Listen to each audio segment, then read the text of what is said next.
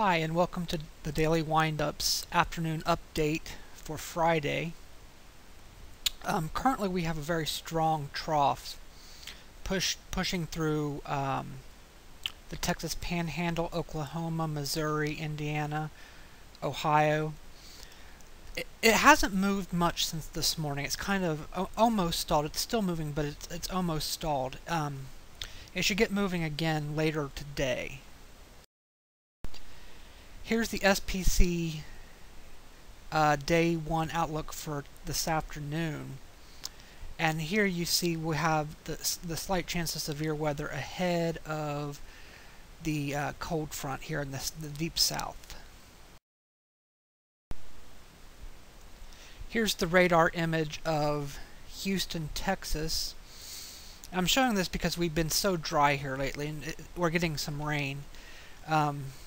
This is associated with the trough of low pressure in the Bay of Campeche, and the trough to the north as a cold front. It's kind of squeezing out some water. And here is the radar image out of Alabama, Mississippi, Louisiana. You can see we have some pretty strong storms, some marine warnings here. Mostly for heavy rain, gusty winds, that kind of stuff. It's possible later today, as I showed you on the convective outlook, that we have some refiring of storms a little further north later today.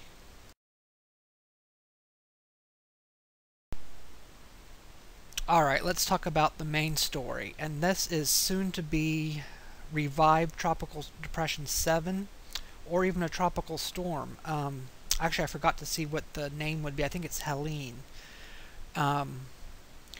I have absolutely no doubt by the time the hurricane hunters go out, this will be a system, either a depression or a tropical storm. And here's a close-up view of the remnants of Tropical Depression 7. As you can see where I drew this L, that's the low pressure center. And there seems to be a little bit of disagreement in the models. Some of them want to take it more westward into Mexico. Others want to take it further northwestward, and that's the way the track guidance is really showing. And here we have the track guidance, and as you can see, these purples and pinks are the dynamic models, and they show the more northwesterly track into the mid-Mexican coastline. However, they are now showing that the cold front will be so far south, that it will actually turn it completely around and take it back down southward. I'm not sure this will verify, and I'll show you why here in a minute.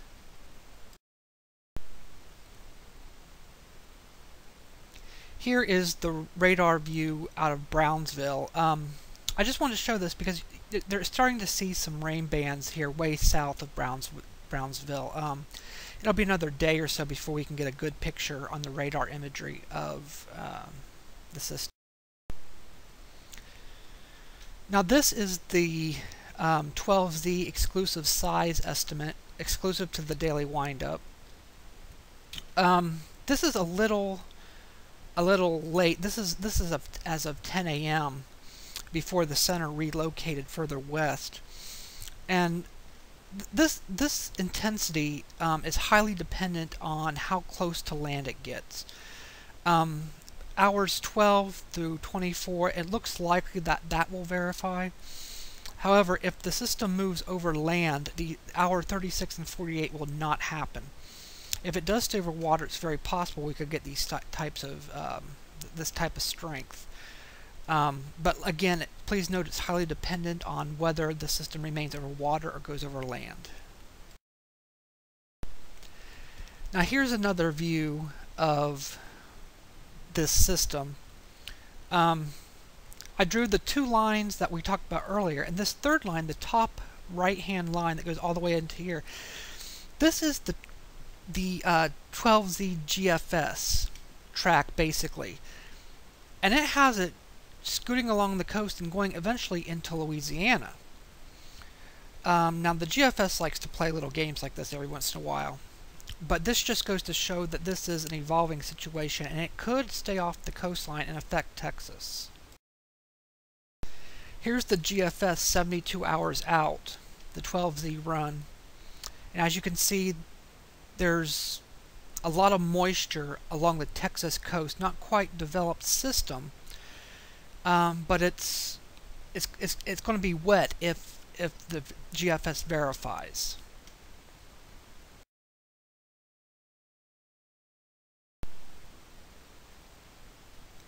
And finally, this is the GFS 12Z 120 hours out 5-day. And as you can see, the system has actually gone very far eastward. It's going into Louisiana, Mississippi, Alabama, and it continues to move this way, clear out into the Atlantic. And the GFS is really the only model that's saying this right now. I haven't had a chance to look, or actually the ECMWF 12Z isn't out yet, but most models are taking it into Mexico. So if this verifies, it could be wet for the entire Gulf Coast.